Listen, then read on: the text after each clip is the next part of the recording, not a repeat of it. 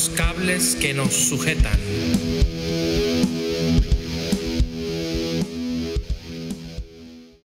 Bueno, para quienes nos estén escuchando, hoy vamos a tener una conversa, una entrevista, un espacio de diálogo con el poeta, narrador y académico peruano Enrique Bernales Albites. Él nació en Lima en 1975, como comenté, es poeta, narrador y gestor cultural.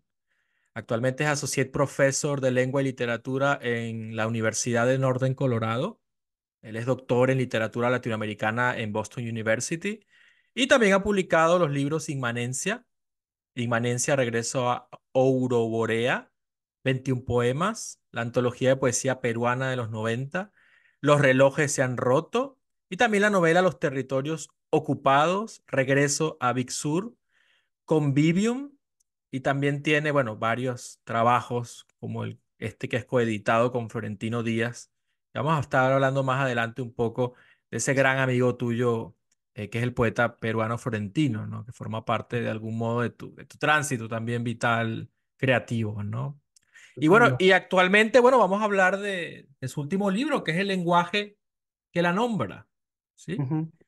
Que fue editado por Las Cruces y Ediciones La Mirada, ¿no?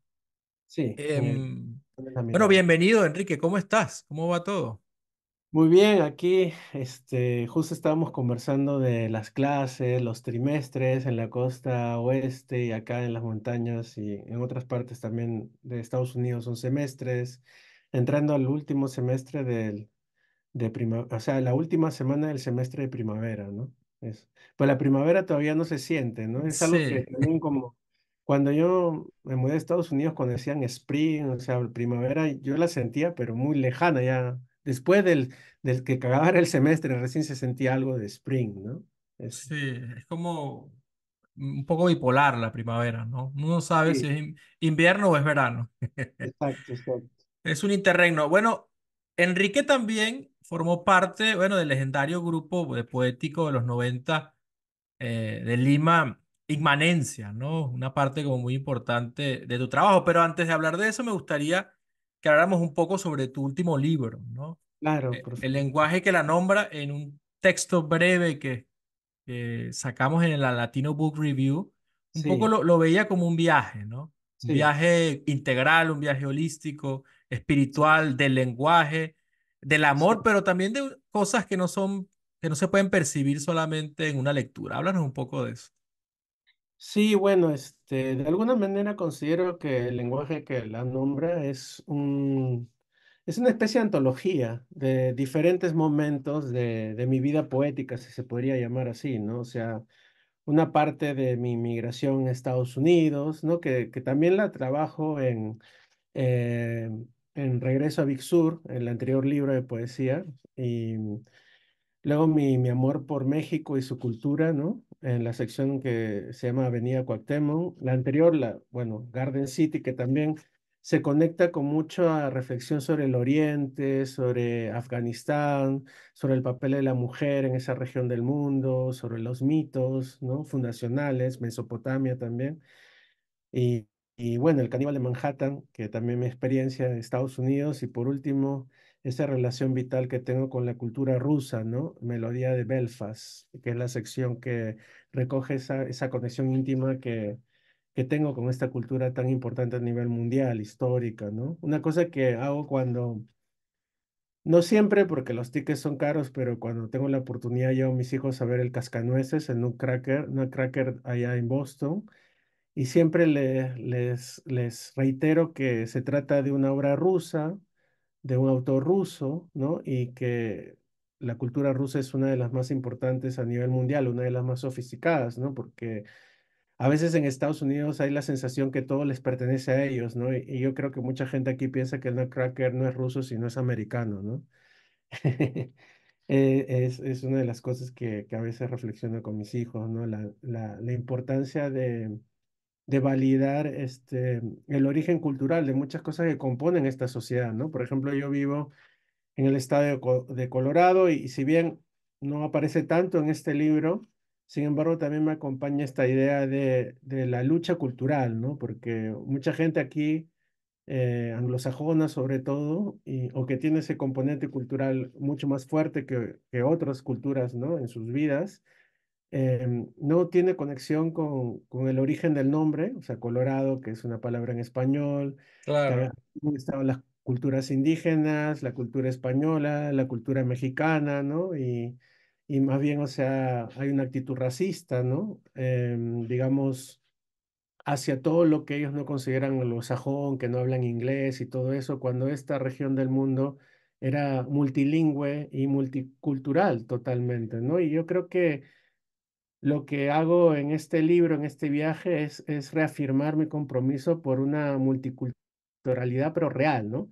Algo que me hacía recordar un poco también a Alain Badiou, ¿no? Que hablaba de este otro, de esta otredad, pero que se reafirma en su otredad, ¿no? Una otredad domesticada que se convierte en un taco, en una pizza que cualquier habitante de este país puede devorar o visitar en un restaurante, ¿no? Pero no realmente entrar en contacto con otra cultura, con esa otra edad, ¿no? Que también está viva en este mundo, pero que a veces, y lamentablemente, en la universidad se trata de domesticar esa otra edad, ¿no? Muchas veces, ¿no? Y lo vemos, ¿no?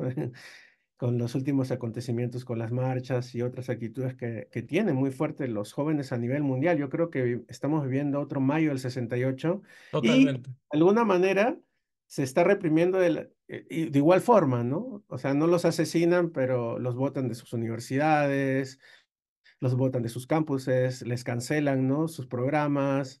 Y yo creo que el joven de ahora quiere mostrar su conexión con otras culturas, ¿no? Como la Palestina, por ejemplo, ¿no? Que está sufriendo mucho. Nuestra cultura latinoamericana que sigue viniendo aquí a Estados Unidos, los inmigrantes, ¿no? Porque, por obvias razones, ¿no? Por todo el daño económico y también estatal que ha hecho los Estados Unidos en las naciones hermanas, ¿no? O sea, como Perú, Ecuador, Venezuela y tantas otras, ¿no? O sea, digamos que creo que parte de esa experiencia trato de recoger en este libro. Es un viaje y también una afirmación en esa otra edad, ¿no? La cual yo represento en este país, ¿no? Justo, por ejemplo, el día de mañana se celebra el Día del Libro, ¿no? Claro, El Día del Idioma, que también le llaman, ¿no? En nuestros países, ¿no? Y acá, donde yo trabajo en la universidad o en general, no pasa nada, es como que acá, bueno, cualquier cosa de las culturas está por ahí, pero no hay una afirmación cultural, ¿no? La Semana Santa acá no se siente, el Día del Libro acá no se siente, ¿no? Digamos, supuestamente es el National Poetry Month, ¿no? Entonces hay eventos con respecto a la poesía y eso, pero digamos el 23 de abril para alguien que viene de Perú y de Latinoamérica o de claro. Latinoamérica es una fecha muy importante, ¿no? Porque se conecta con la literatura en nuestro idioma, ¿no? Y es algo que creo que trato de revalorizar en este libro, pero también reconectándome con otras culturas que están presentes en mi vida, ¿no? Sí, me gusta mucho, de hecho lo comento en el texto que escribimos para tu libro, cómo se nota que hay como una vuelta, ¿no? A pensar en una unidad, ¿no? O sea, es decir, me explico. Desde hace mucho tiempo, bueno, la palabra verdad, las palabras como universal son súper problemáticas, ¿no? Sin embargo, aquí sí siento como una necesidad de volver a eso, ¿no? Es decir, Sí, de hablar desde otra voz digamos, con todo el respeto necesario, ¿no? Con la distancia ética que compete, ¿no? Pero como bien lo comentaste, ¿no? Yo siempre siento que cada aspecto del libro es como si visitaras, como un viajero, repito, como sí, si cada vez que visitas un lugar nuevo, es un lugar que ya has interiorizado, digamos, en su literatura, en su cultura, en su ancestralidad, ¿no? Pero también en su espiritualidad, y eso es un costado como muy importante que me he dado cuenta, ¿no? En tu vida, en tu práctica, porque estoy notando que este libro es como una intervención también muy integral, política, espiritual, ¿no? Entonces me sí. gustaría que hablaras un poco de eso, ¿no? Cómo porque tienes también investigación sobre la influencia de India en la literatura latinoamericana, ¿no? Tienes una investigación bastante amplia al respecto. Entonces me gustaría un poco que hablaras sobre eso, de algún modo también los movimientos poéticos como inmanencia. Es decir, siempre tus proyectos están como cargados de cierta espiritualidad que atraviesa las cosas, ¿no? Entonces me gustaría un poco que hablaras de esa relación, espiritualidad y tus proyectos literarios y creativos. Sí, eso que comentas creo que viene de la infancia, ¿no? Yo crecí en un barrio de clase trabajadora donde había todo tipo de población, ¿no? Como ocurre con un barrio de clase trabajadora, ¿no?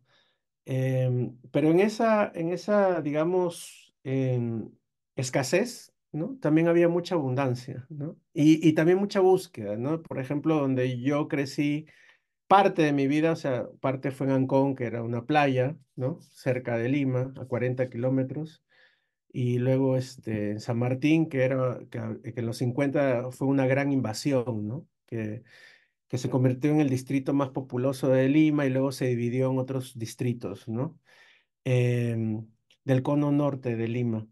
Y yo me acuerdo que esta búsqueda espiritual también nace de una materialidad, ¿no? O sea, yo no sé por qué, no lo puedo explicar, o sea, porque yo no crecí en el campo, ¿no? No crecí en la selva, no crecí en un bosque, pero necesitaba ver verde, ¿no? A mi alrededor, no sé, era una obsesión, tal vez algo que leí, algo que vi en la televisión, algo que me comentaban, ¿no?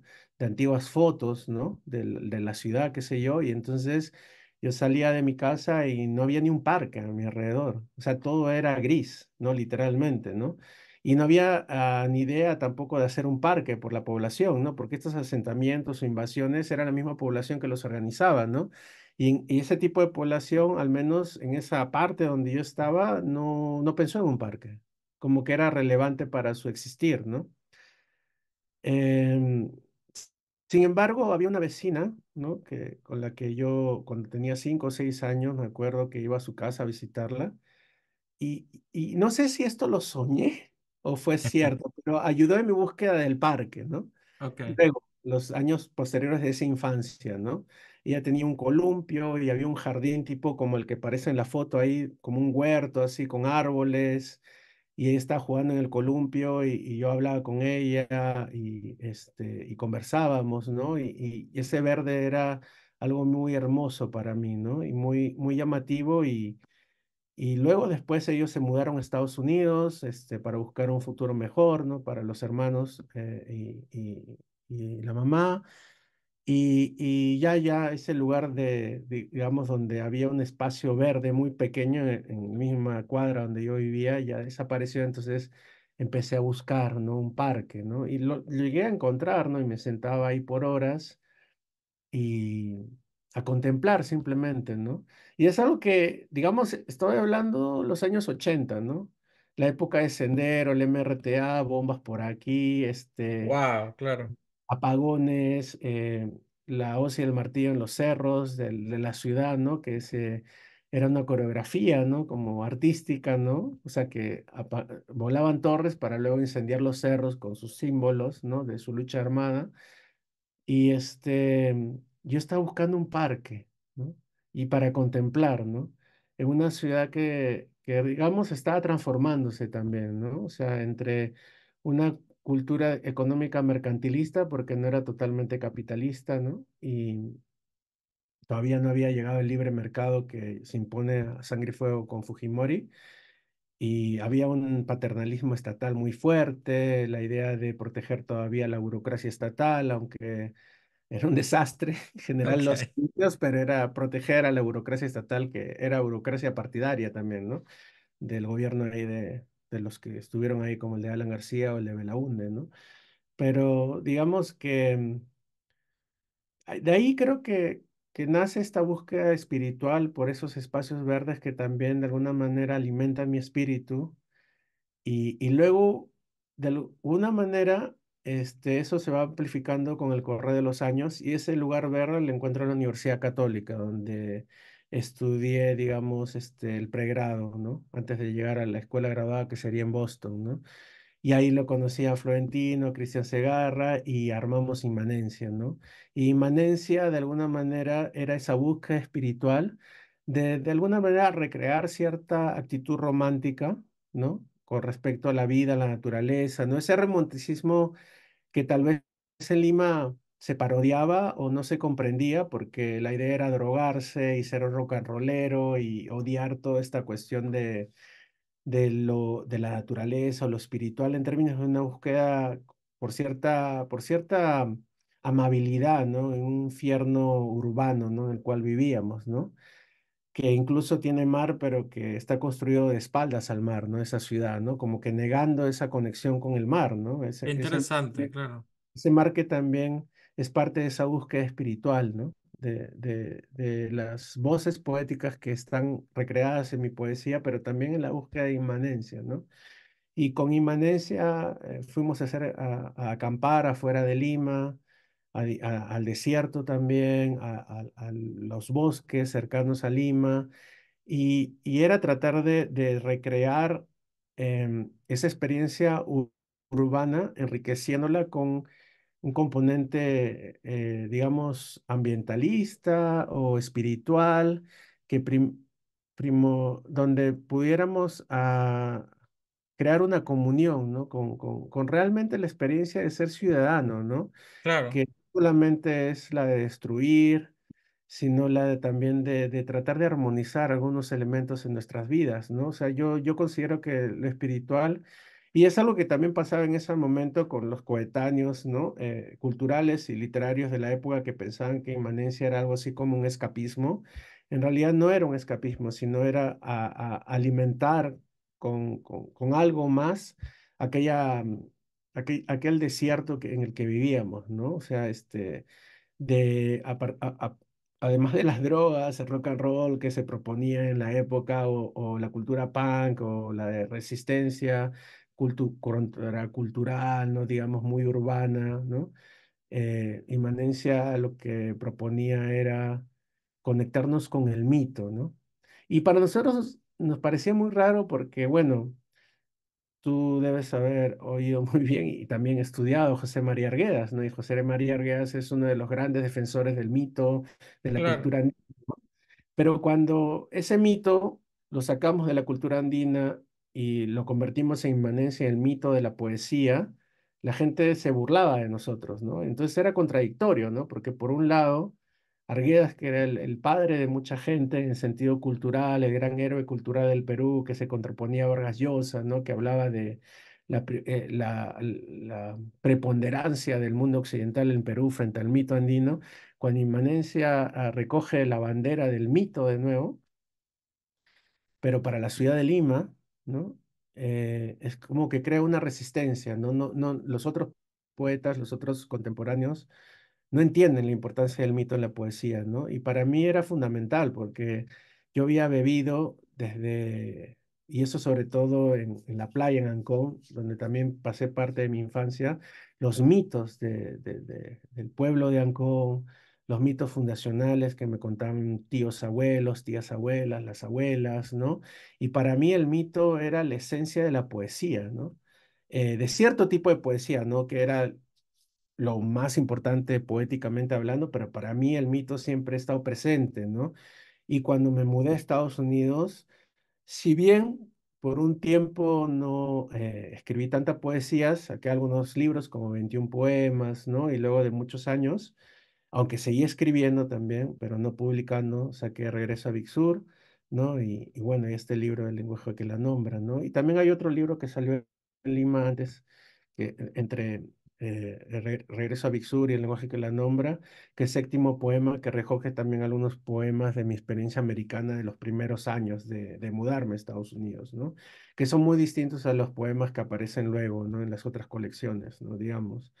Pero cuando me mudé a Estados Unidos, y creo que voy a leer algo que explica muy está en Regreso a Big Sur, ¿no? Que es justamente que lo editó mi compadre, ¿no? Inmanente Florentino Díaz. Y él me comentaba que en las ediciones que saca de su editorial Bardobor de poesía, siempre no solamente tenían que haber los poemas, o sea, si bien en el lenguaje de la nombra hay una introducción, un prólogo de mi querida amiga, la doctora Sarly Mercado, ¿no? Profesora ahí en la Universidad de Wisconsin-Madison. En cambio, aquí en esta otra editorial de Florentino, él propone un texto del autor como un colofón, ¿no? Que de alguna manera presente su poética, ¿no? Y entonces, digamos, el mito inmanente está presente aquí, ¿no? Y es un texto corto, ¿no? Dice, a ella me entrego un sacrificio contra la realidad. La poesía incendia el mundo y me incendia en un ritual de cósmica sanación. La poesía me renueva en espíritu. Su ánima mundi habla conmigo. Así en enero del 2012, en la ciudad de Jonesboro, Arkansas, en uno de los vagones de un tren de carga de la Burlington Santa Fe Railway Corporation, escribió para mí Money is an illness. Llovía torrencialmente, o sea, el dinero es una enfermedad. Llovía torrencialmente. Años después ese mensaje se confirmaría en mi vida de tránsfuga. Allá me entrego un sacrificio contra la realidad, renacido como el último truco de Harry Houdini. Escribir y publicar un libro de poesía es solo una parte de mi proceso vital.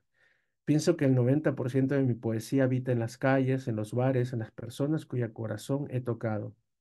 Ella vive mis intervenciones urbanas, mis caminatas por las ciudades, los bosques, los desiertos.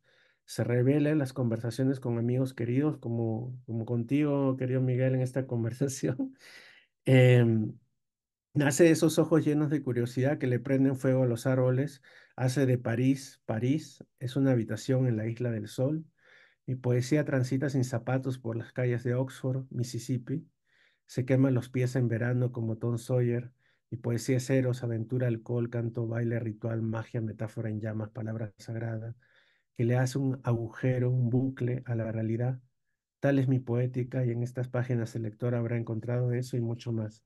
Es decir, digamos, lo que ya aparece en Big Sur es de realmente lo que es mi poesía, ¿no? Yo creo que y creo que sigo sosteniendo lo mismo que aparece ahí, que para mí el 90% de mi poesía no está escrito ni publicado, ¿no? Sino que es parte de mi existencia, de mi experiencia como ser humano en el mundo, ¿no?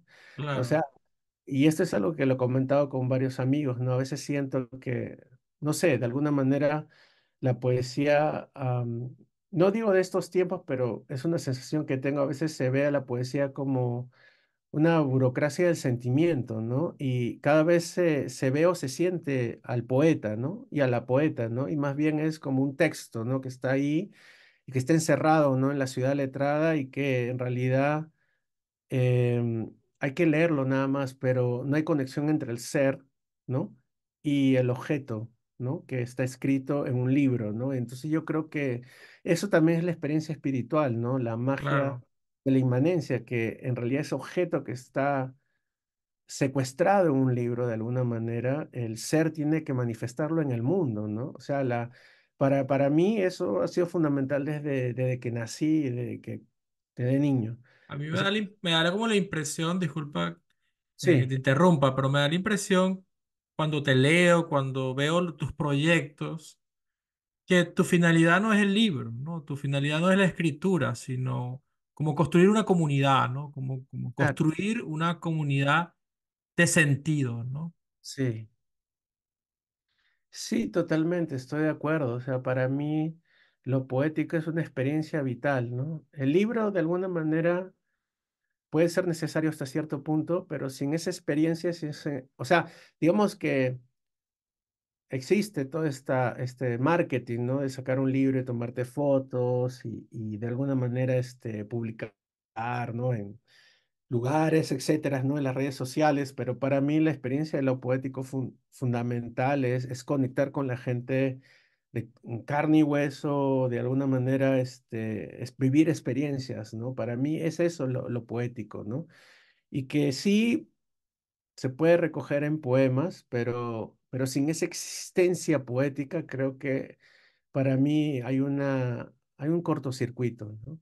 En la experiencia de lo poético, porque a veces siento que el poeta se encierra demasiado, o la poeta, en, en un papel, en vez de experimentar la poesía, ¿no? Y creo que es cierto que hay poetas que son poetas de papel, y bueno, está bien también, ¿no? Son burócratas del sentir, yo le llamaría eso. Claro. Y cómo, me gustaría preguntarte algo, ¿no? Porque entiendo que también te has acercado a Octavio Paz un poco con este proyecto de India, ¿no? Pero bueno, quiero, de todas maneras, ¿qué poeta latinoamericano no ha tenido que pasar por Paz de algún modo, ¿no? Siempre es como un ritual de paso, ¿no? Qué Sí, sé yo, el arco y la lira y así, ¿no? Pero te quería preguntar algo porque hay una parte que en el arco y la lira Octavio Paz hace como una distinción, ¿no? Entre poesía y religión, entre poesía y espiritualidad, ¿no? Entonces me gustaría saber qué piensas sobre eso, si ves como una distinción o si ves la poesía como un vehículo que te permite algo mucho más integral, ¿no? Por ejemplo, algo que más allá de lo que, digamos, está escrito por Paz en esos textos, algo que él lo dice de corazón, por ejemplo, cuando se refiere a la India, y yo creo que ahí empieza otro viaje poético para él, es que él dice, y salen en unas entrevistas que puede uno ver en YouTube, ¿no? También hay un maravilloso documental corto de 30 minutos que se llama El lenguaje de los árboles, donde él reflexiona sobre experiencia de su infancia que creció en su casa del abuelo paterno y también habla de algo que fundamental, ¿no? Cuando habla de la India dice, allí yo me enamoré y me casé con el amor de mi vida bajo un árbol de nin, ¿no? En la residencia de la Embajada de México, ¿no? Y es algo fundamental, ¿no? Porque eso que comenta luego se conecta con toda la producción literaria que de alguna manera se empuja a partir de su experiencia en la India, ¿no? Y la India para él era ese lugar donde conoció a María José y de alguna manera encontró esa compañera con la cual él pudiera sentirse cómodo para crear, ¿no? Para soltar su creación, ¿no?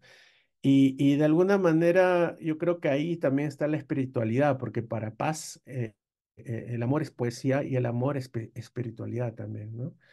De alguna manera creo que Inmanencia está muy conectada con esa búsqueda de paz también, ¿no? Claro. O Y sea, la India, la poesía como una interfaz, ¿no? exacto, Con la la poesía divinidad.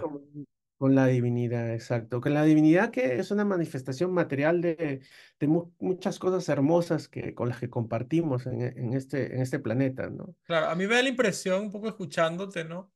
Y tratando de hacer también los paralelismos, ¿no? De mis propias experiencias o viendo tal vez pensando en el campo, cuando hablabas del mundo literario peruano, de tu tiempo allá en Inmanencia, en ese contexto, ¿no? A veces me da la impresión de que cierta poesía o cierta manera de pensar la poesía se ancla mucho a cierta noción muy moderna, ¿no? Muy racional, sí, muy occidental en ese sentido. Y, y bueno, y pareciera como que se hiciera un pacto con el etos neoliberal y se anula la posibilidad de espiritualidad, ¿no? Entonces, o se anula o se ridiculiza también, ¿no? Claro, Como si todo el mundo estuviese muy convencido, bueno, de la religión como opio de los pueblos, etcétera, ¿no? Entonces, en ese sentido, me llama mucho la atención lo que dices, porque se tiende a pensar a veces eso, ¿no? Como que si la poesía solamente es un ejercicio meramente o del lenguaje, ¿no? O algo solamente instrumental, ¿no? Pero me gustaría un poco que me hablaras sobre, habías hablado varias cosas, hablaste sobre la comunión, hablaste sí, también de esa espiritualidad que nace de la materialidad, ¿no? En ese sí, sentido, me gustaría que hablaras un poco más sobre tus proyectos colectivos, ¿no? Porque siempre estás de algún modo desarrollando proyectos colectivos, ¿no? Están Los Tercos, pero está un libro reciente sobre el cine que hiciste, también estás preparando dossiers académicos, ¿no? Porque también tienes ese otro costado reflexivo, ¿no? Como sí, pensador, como pedagogo también, ¿no? sí, sí, sí, sí. Entonces me gustaría un poco que hablaras un poco de eso, cómo esa vocación, pues, a trabajar en comunidad, esa vocación a trabajar colectivamente. Yo creo que por ejemplo, lo vivo aquí en la universidad donde enseño, ¿no? Esta universidad es una universidad de clase trabajadora, o sea, los chicos que vienen aquí es la primera, muchos de ellos es la primera vez que asiste alguien de su familia, que son ellos, a una universidad. Y entonces la población en mis salones de clase me hace reflexionar muchas cosas, ¿no? Y ahí también lo poético se manifiesta, ¿no? Entonces, ahora estoy editando una clase que se llama Spanish for Criminal Justice, ¿no? En que hablamos de alguna manera el uso del español para ciertos vocabularios técnicos, pero también para reflexionar sobre la justicia en Estados Unidos, ¿no? Con respecto a las comunidades hispanas, ¿no? Y ahora mismo, por ejemplo, que han pasado el último bill para ayudar a Israel, a Ucrania, ¿no? Y a Taiwán, ¿no? En esta zona del país, por ejemplo, desaparecen, si no igual, casi en la misma cantidad a mujeres de indígenas, ¿no? Pero el Estado no hace nada por ellas, ¿no? Y eso comentaba con mis estudiantes, ¿no? Esta idea de cómo es posible que su gobierno entregue tantos cientos de millones y miles de millones de dólares a otros países y las vidas de muchas personas aquí, o sea, no son relevantes, ¿no? Porque son indígenas, por ejemplo, ¿no? Y por ahí el secretario de Defensa, Blinken, habla de que China está desapareciendo a los indígenas de allá los uigures, ¿no? Pero acá los indígenas, o sea, su vida no es mejor, desaparecen todos los días estas mujeres, como en Juárez, pero sin embargo no aparecen esas noticias, ¿no? Y para mí la idea de la comunidad y del trabajo académico también tiene que ver con, de alguna manera, crear una comunidad. Para mí eso es fundamental, ¿no? Y la recreo en mis clases con mis estudiantes, ¿no? Compartiéndoles ese conocimiento que a veces nadie les comenta, ¿no? Y también, bueno, en los proyectos de libros, como el de cine y literatura que saqué con mi querido amigo de Inmanencia, también Cristian Segarra, profesor ahí en la Universidad de Colgate, ¿no? Reflexionando en estas conexiones de cine y literatura, por ejemplo, al nivel de lo que es eh, em, lo que llaman intermedialidad, es decir, cómo el lenguaje del cine está presente en la literatura o la literatura en el cine, ¿no? Como un medio, ¿no? Como un diálogo entre medios, ¿no? Y también en Tercos, ¿no? Que para mí es una comunidad muy hermosa que compartimos, ¿no? Digamos, comentar con amigos de todo el mundo, ¿no? Nuestro gusto por películas y por la literatura y que luego al final siempre terminamos rajando del capitalismo, pues un deporte así nacional, digamos, la liga del capitalismo, ¿no? Claro. Y bueno, también así era Inmanencia, ¿no? Inmanencia creo que fundamentalmente también la sensibilidad y la amistad era, y el diálogo y la comunicación, digamos que algo que también comentábamos en la última reunión de Tercos con Tito, ¿no? Que Tito es un amigo, Tito Díaz, que es un amigo del colegio, que lo conozco desde muy niño. Entonces, yo una de las cosas que más lamentaba era la incapacidad del diálogo, ¿no? Que de alguna manera veníamos de una cultura y en general no era ni siquiera, era en todos lados, ¿no? Que alguien tenía que imponer su punto, ¿no? Y era gritando, callando al otro, o pegándolo, o matándole, o sea, no se podía escuchar al otro, ¿no? La idea era atarantar al otro, ¿no? Y para mí si bien, o sea, para mí la conversación es una forma de sanar y curar también, ¿no? Y estos trabajos colectivos y estar en clase y conversar con mis estudiantes es una forma de terapia también, de terapia curativa, espiritual, material, ¿no? Para mí el diálogo, la palabra, y es algo que también conversamos muchísimo con Florentino, ¿no? Esta idea de reivindicar el valor de la palabra, ¿no? De la palabra a partir de la conversación. Porque yo creo que una conversación bien llevada, donde dos o más personas dialogan, comparten ideas, aunque tengan posiciones diferentes, ¿no? Sobre temas como la economía, lo político, etcétera, yo creo que es sanadora. Y la sociedad necesita más de ese amor y esa comprensión, ¿no? En un país como Estados Unidos, donde también lo comento con mis estudiantes, ¿no? Porque a veces comentamos noticias de tiroteos, ¿no? De chicos que van a las escuelas a matar a sus semejantes, ¿no? Y yo les comento estos chicos, lo que necesitan es amor, es alguien que les escuche, pero como nadie les escucha, ni siquiera su propia familia y menos en el colegio, entonces reaccionan comprando un arma y llevándolo al colegio y de luego matándose, ¿no? Y matando a sus semejantes, ¿no? Yo les decía que es terrible, ¿no? Porque una de las cosas que también noté cuando me mudé a Estados Unidos es que la gente habla muy poco, ¿no? O sea, es como que una de las cosas que te dicen, ¿no? Cuando vienes aquí es que no hay que hablar de religión, no hay que Mm. hablar de política y no sé cuál es la otra, pero eran tres, ¿no? Que como prohibiciones para llevar una relación sana en Estados Unidos. O sea, es como que no hay que hablar, ¿no? Es que cada uno guarda su secreto, ¿no? Eh, Claro, y de esto ya estábamos hablando con una amiga que hace poco estuvo en Chile. Entonces ella dice, bueno, que lo más normal en Venezuela era ponerte a hablar de política con el taxista, ¿no? Exacto, exacto, ¿Por quién va a votar usted, no? exacto, exacto. Claro. Me parece muy interesante, ¿no? Cómo, bueno, al final siempre es una búsqueda de construir una comunidad cuando se necesita y donde se necesita, ¿no? Sí, Es decir, por ejemplo, un momento como el circunstancial pandémico o un momento sí, en un circunstancial como la sociedad estadounidense, ¿no? Que conocemos también, ¿no? Pero también la posibilidad de que siempre la palabra puede generar espacio, ¿no? A mí me llama mucho la atención cómo el poeta no necesita mucho dinero, ¿no? exacto. Es decir, en un mundo que el etos neoliberal está por todas partes, ¿no? Como que se cuela por los intersticios de todos los espacios de lo social, lo espiritual. Sí, porque hemos llegado ya en un punto en donde hasta la misma espiritualidad está permeada por todo eso, ¿no? Sí, Qué sé yo, tienes que comprar tu suscripción a sí, sí, yoga.com, sí, ¿no? sí, sí, sí. Y así como antes comprabas una indulgencia, pues ahora también compras tu samsara, ¿no? Exacto, exacto. Se Sí, trata de gastar, de comprar, ¿no? Y claro, ¿no? sé que esto me hace conectar que la palabra y el caminar van juntos, ¿no? La palabra y el caminar y el descubrir tu espacio vital, ¿no? Donde te Sí. encuentras. Y eso, de alguna manera, lo comentaba a Sarli en una invitación que me hizo para su clase, ¿no? Que presenté a sus estudiantes sobre mi poesía. También, y una cosa que les comentaba a ellos, que algo que es gratis y que aquí en Estados Unidos no se, digamos, no hay una conexión, o más bien hay una desconexión o no se promueve, es caminar para conocer tu ciudad, ¿no? El lugar donde habitas, ¿no?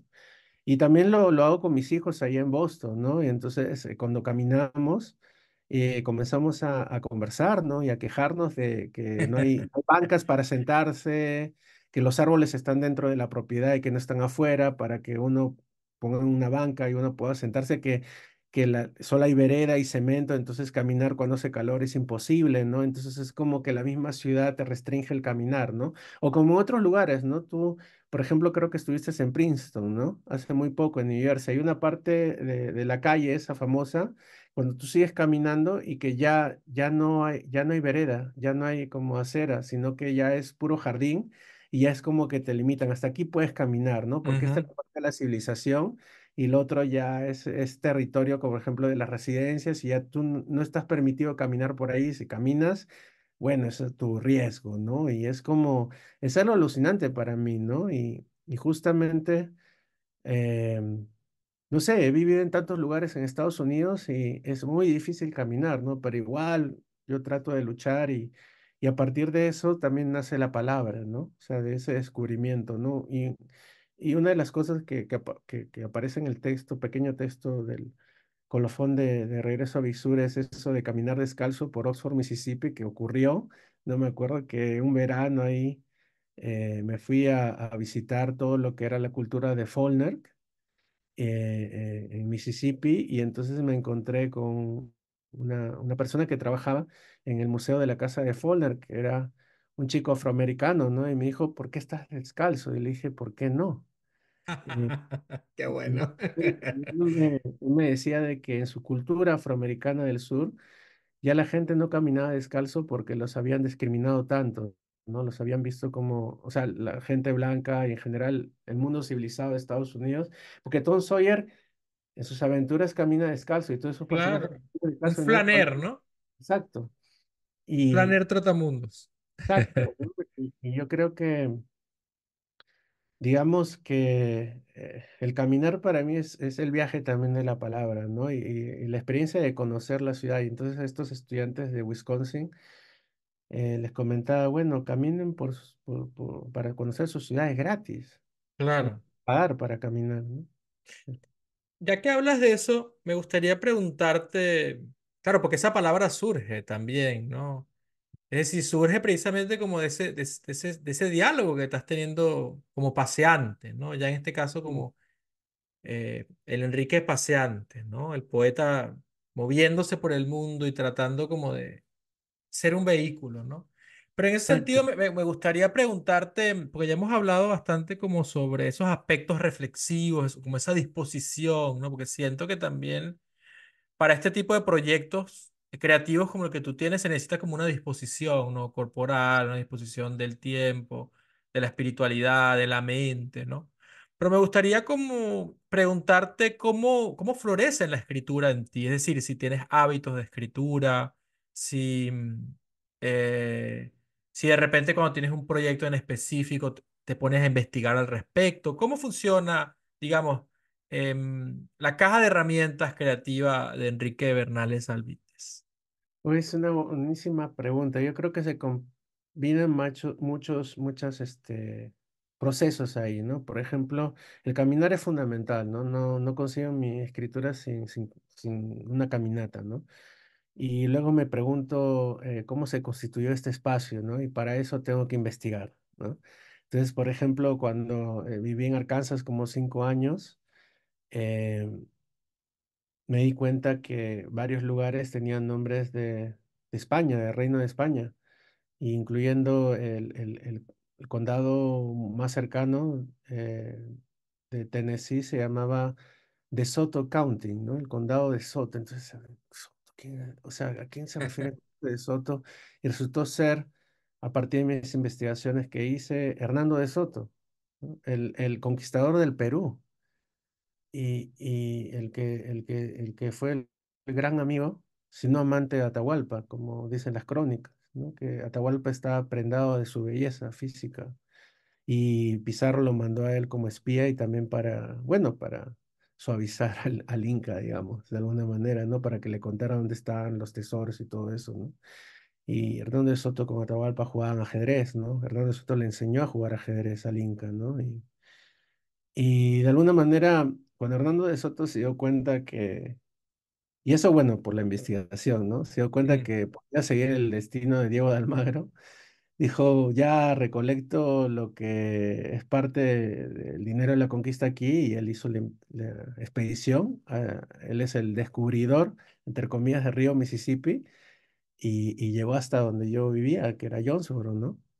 Y yo creo por ejemplo, ¿no? El caminar, investigar, pero luego eso convertirlo en un texto, ¿no? Un texto poético, digamos, ¿no? Que es muy diferente a hacer un artículo sobre un acontecimiento histórico, sobre personajes históricos, ¿no? Entonces, de alguna manera ahí ya juega mucho la imaginación, lo que yo trato de vincularme con esos personajes que incluso son polémicos, ¿no? Porque hay mucha gente de Perú que odia a los conquistadores y a personajes como Hernando de Soto, pero para mí tiene algo poético, su existencia, ¿no? Él muere en Arkansas, ¿no? Él no termina la expedición, ¿no? Está buscando el Dorado todavía o una ciudad de oro, ¿no?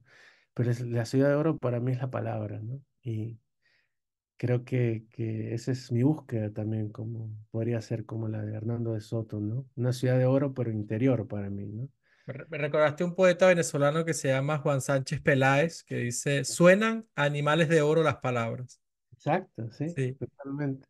Eh, Enrique, ¿y hay algún tipo de, digamos, de fetichismo en ese proceso? Es decir, ¿tienes una libreta de notas que la cargas contigo, un tipo de cuaderno en el que escribes? A mí me gusta mucho ese tema de la artesanía Uh, intelectual, como sí, dice Mills, ¿no? A veces, como te decía, en ese mismo ejercicio em, de pobreza buena del poeta, ¿no? Como te decía, que como las palabras son gratis, como no tiene que gastar nada, pero también el lápiz y el papel es muy barato, ¿no?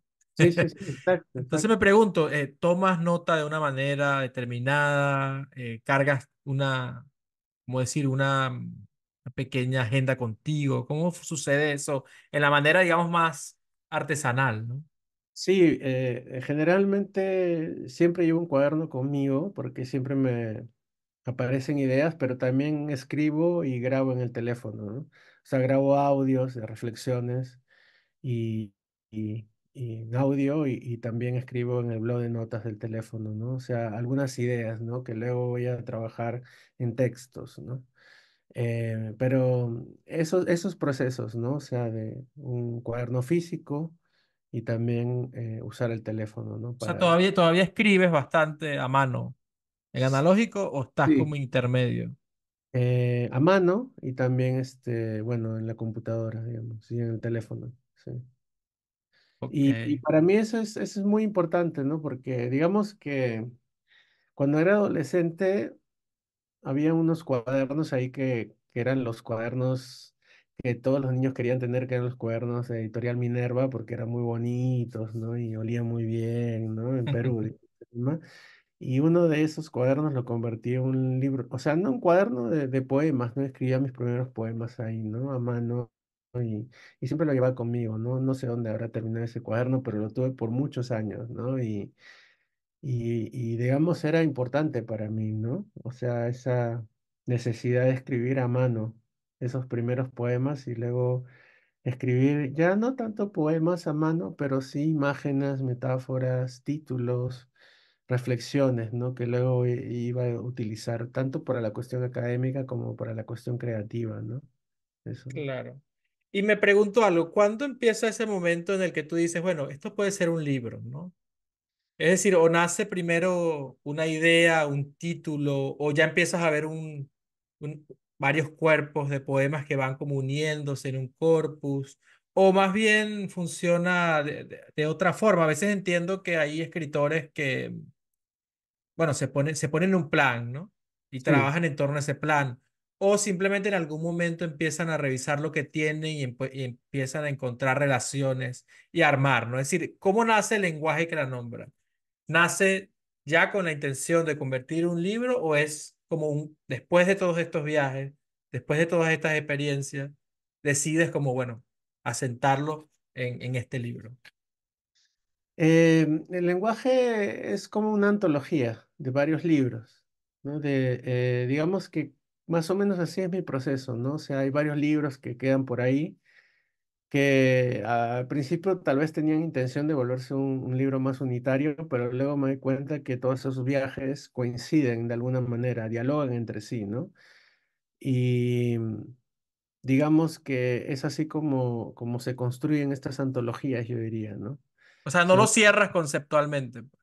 No, no lo cierro conceptualmente. Generalmente son como secciones, que esas secciones son como libros en sí mismos, pero que dialogan entre sí, ¿no?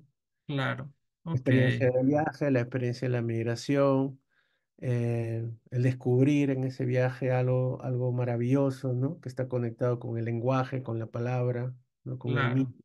Genial. Bueno, hemos un poco como hecho un repaso por tu filosofía, ¿no? Filosofía Sí. existencial, espiritual.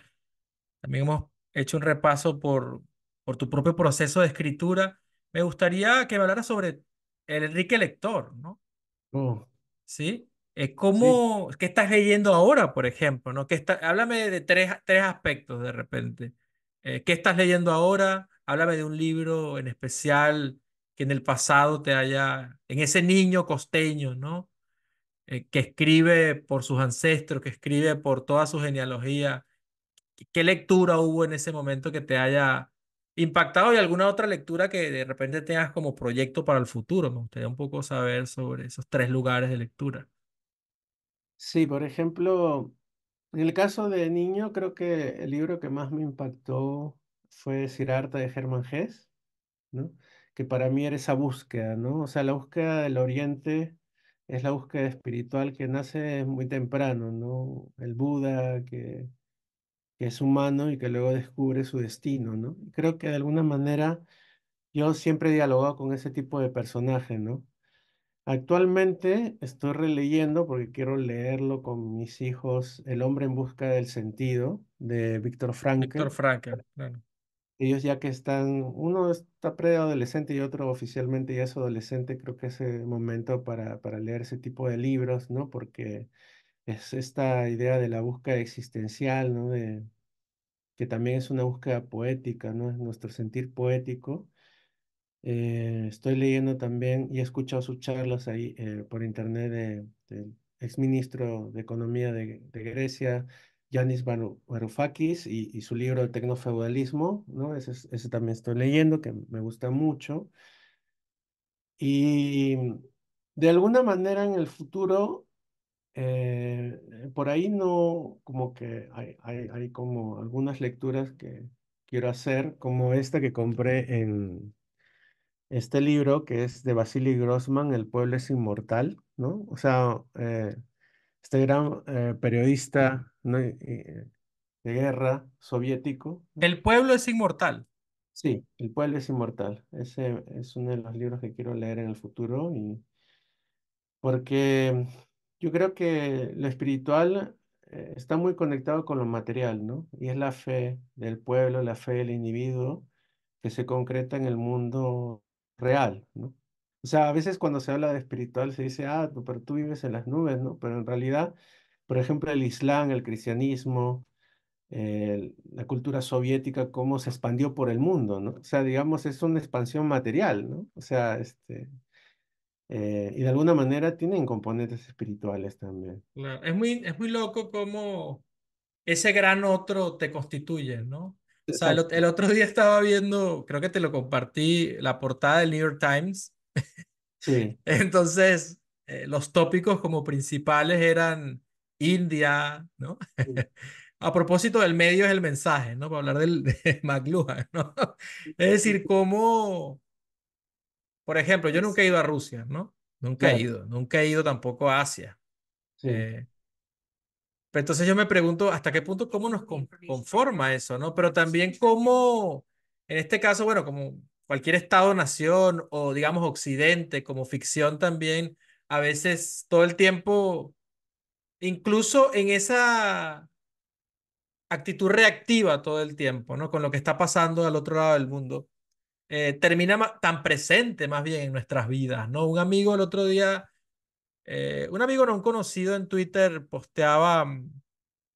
Lástima que los críticos culturales latinoamericanos de los 90 se han preocupado tanto por el imperialismo, decía él, ¿no? Cuando ya, realmente nos estaban formando los japoneses con sintoísmo de anime y de mientras sí, veíamos, qué sé yo, Dragon Ball Z o Akira Toriyama y sus creaciones, ¿no? Que generó muchísimo hype hace poco con su partida, ¿no? Y que claro, vemos, y totalmente. que me parece muy, muy cómico, porque al final uno nota cómo la constitución sentimental de nosotros los latinoamericanos está tan cercana por cosas que ni siquiera tienen que ver con nuestra cultura, ¿no? Que no es precisamente por los estereotipos, por los esencialismos latinoamericanos, ¿no? Sino realmente por otras cosas, ¿no?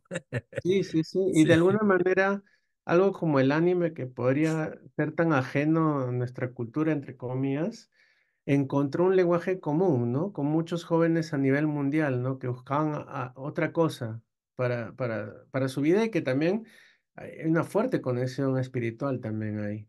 Claro. Me gustaría antes de terminar que nos leyeras algo, ¿no? Que leyeras algo de tu nuevo libro. Si quieres leer algo de otro libro también, no pasa nada. Em, pero sí, léenos algo sobre el lenguaje, que la nombra y también me gustaría, bueno, saludar a los amigos de Ediciones La Mirada que lograron, Sí, hicieron posible esta edición, que por cierto se encuentra disponible en Amazon. sí, Para adquirirlo cuando suba el video en YouTube, voy a dejar un link directo para la descarga o la compra del libro. El lenguaje sí. que la nombra por ediciones La Mirada de Enrique Bernales Albites. El editor general de Ediciones La Mirada es el gran poeta cubano Jesús Barquet, ¿no? Que vive en New México, justamente en Las Cruces, y al cual también le mando un gran saludo, ¿no? Em, Voy a leer primero em,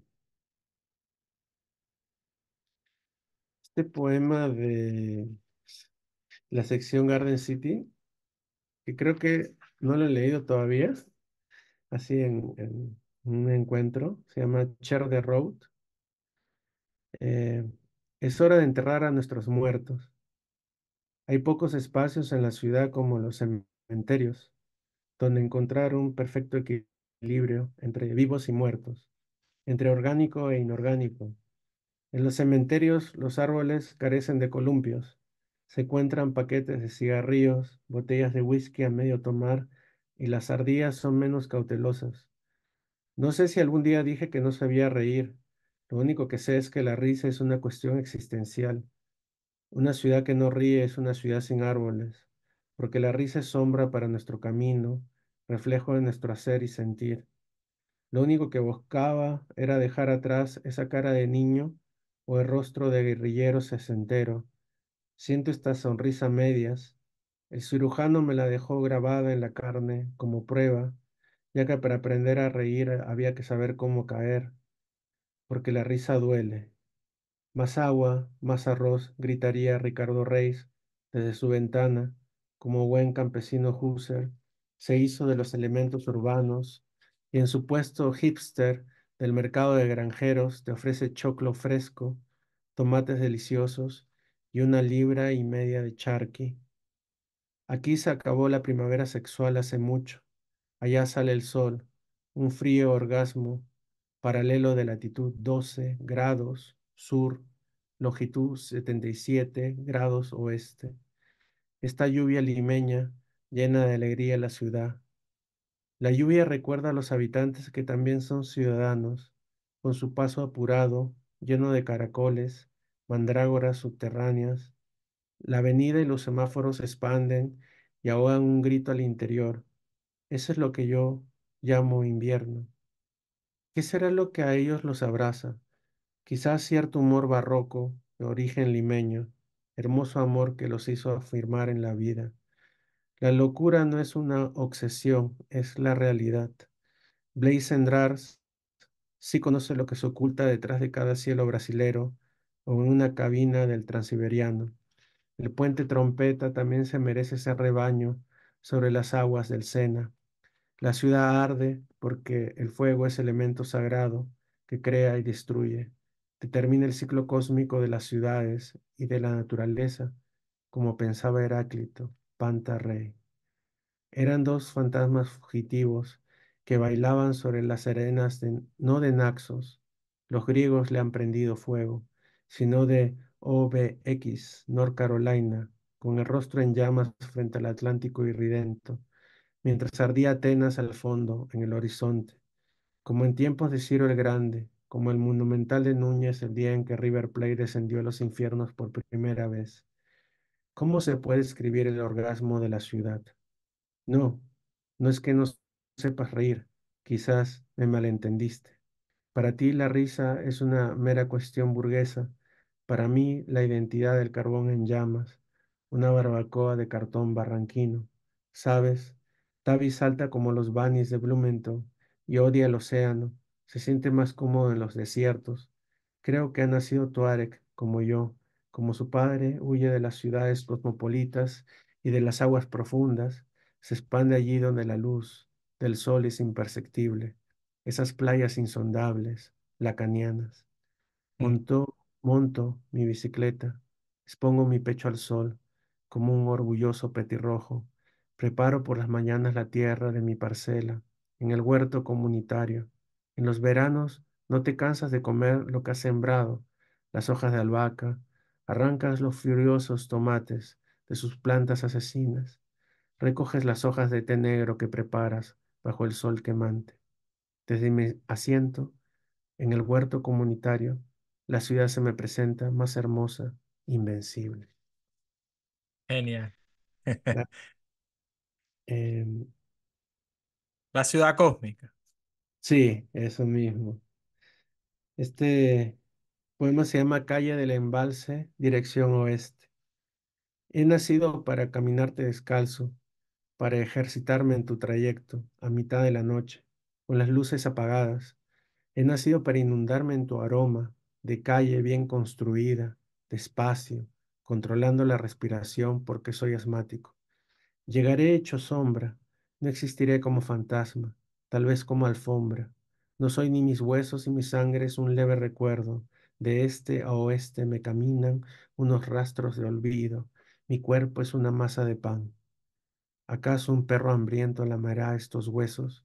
No quedarán ni mis huesos, no quedará nada de mí, pero la calle del embalse conoce mi tristeza y también mi amor.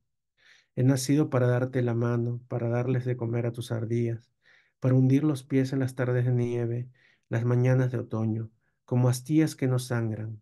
He nacido para cortarte el césped, un estilo excéntrico, sudamericano, con el sol sobre mi rostro desnudo. He nacido para cocinarte lentejas, los días lluviosos pensando mientras las revuelvo en el fogón en no pasarme con la sal. En la rama más alta, una ardilla iluminada me observa aferrada a su trozo de pan. He nacido para amarte, a veces despacito, a veces bruto, como una vela prendida, como gato que amasa. He nacido para pasar los días y las noches contigo, devorando la dulzura de tus ojos, hasta el último aliento de esta asmática vida.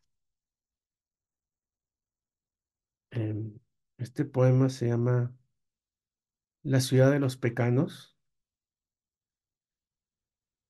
que es una cosa curiosa, ¿no? Porque mi mamá es de Ica y, digamos, Ica es famoso en Perú, el departamento, la región, por los pecanos, ¿no?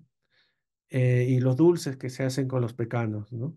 Son con las nueces más populares que se consumen en Perú, pero yo nunca había visto un árbol de pecano y recién lo encontré en Estados Unidos, justamente en Arkansas, Ah, ¿no? wow. Entonces, y era una cosa bien loca porque digamos que parte de la población afroamericana que no tenía recursos, digamos, te tocaba la puerta y te decía si podías recoger los pecanos, ¿no? De los árboles, ¿no? Y ellos los llevaban a la fábrica y ellos lo pesaban y les daban un dinero, ¿no? Entonces era muy curioso eso, ¿no? O sea, aquí hay muchas actividades de ese tipo que son extrañas y muy diferentes al capitalismo, ¿no? Por ejemplo, lo mismo pasa con el jarabe de maple que, o sea, que se consume aquí en Estados Unidos y que, bueno, en los países de Latinoamérica y en otros lados es bien caro, ¿no?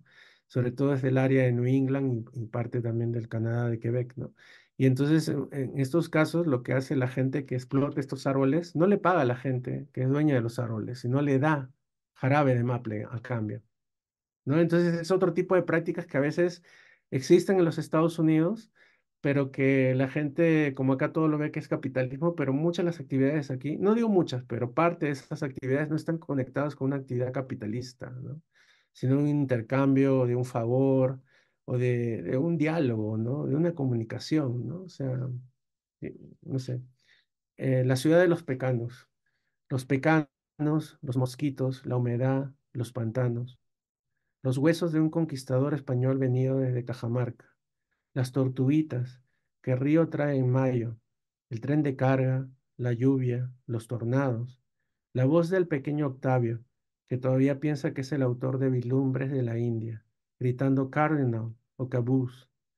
Afuera de una pequeña casa, un niño evangélico soñaba e imaginaba otra vida, con su canto y su guitarra, fuera del dolor, porque el sur se lleva por dentro como una inundación, que es invitación o delirio. Al cruzar el poderoso Mississippi, has hecho un pacto vagamundo con esta tierra, sus campos de algodón, sus ciudades, que son sobre todo towns, y el lobo que lleva cada uno dentro. Esos serían los poemas que quería compartir hoy. Genial, muchas gracias. Sí, de Ah, nada, un placer más bien. siempre, siempre es el diálogo, es súper importante, ¿no? Escucharnos, hacer un Exacto, poco, sí, sí, hacer silencio un rato y escucharse, ¿no? sí, totalmente. Creo que es algo que con lo que no nací, pero fui desarrollando a escuchar. Pero es muy saludable, de verdad, porque, o sea, uno simplemente se pone en silencio y escucha al otro, ¿no? Todo es interesante cuando escuchamos, ¿no? Mucho mejor, Ujú. porque en realidad lo que yo me he dado cuenta es que muy pocas personas escuchan, incluso de alguna manera dialogando con una escena famosa, ¿no? La de Atahualpa también con la Biblia ahí en Cajamarca. eh, Muy pocos textos se escuchan.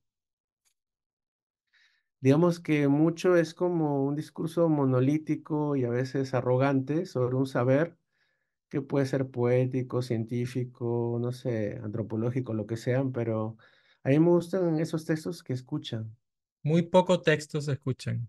Sí, muy pocos textos se escuchan, igual como muy pocas personas realmente escuchan, ¿no? Eh, Vamos a, quiero empezar a hacer esto con los invitados. Sí, Aquí tengo un mazo de tarot de ya, los filósofos. Esto es una bella edición que hacen los amigos de Repeater Books con nice, un colectivo que se llama algo así como Acid Horizon, que son ya, un colectivo de filósofos que se reúnen por Zoom, algo así, ¿no? sí, Son como unos tercos, pero gringos filósofos, ¿no? ya, me encanta. Entonces, me gustaría, tengo aquí una reunión de los arcanos menores, entonces me gustaría que escogieras cuál de las dos, vamos a ir hasta llegar hasta un arcano, ¿ok? ¿Cuál de los dos eliges? ¿El de la derecha o el de la izquierda? La izquierda siempre. Ok, muy bien. Mi izquierda en este caso, ¿no? Ya sé cuál Ok, izquierda. de nuevo, vamos a ir de nuevo hasta que lleguemos a un grupo poco. Sí, ¿Derecha o izquierda? Izquierda de nuevo. izquierda, sí. Muy bien, ok, perfecto. Entonces vamos a ver qué sale por acá. Vamos a sacar una sola. Ya, dale, dale. Muy bien. Ajá. Bueno, te ha salido George Bataille. Wow, Bataille. me encanta porque tiene que ver, es una energía escorpiana que se parece mucho a mí, de verdad. Sí, Es como totalmente. que ni siquiera es como que esto está arreglado, ¿no? Pero si alguien iba a salir, definitivamente, oye, quiero yo. Me encanta. Además, me encanta que el invitado pueda hacer su propia lectura, ¿no? Sí, sí, sí, Que totalmente, me totalmente. encanta. Bueno, Bataille vino de alguna manera como a destruirlo todo también, ¿no? Exacto, exacto, exacto. Sí. Sí. Bueno, Enrique, muchas gracias por permitirnos este espacio, por permitirme esta Bueno, un oportunidad. placer, de verdad, me encanta mucho dialogar, escuchar, compartir. Creo que es tan importante, ¿no? O sea, el mundo en que vivimos no se sabe si es poshumano, transhumano.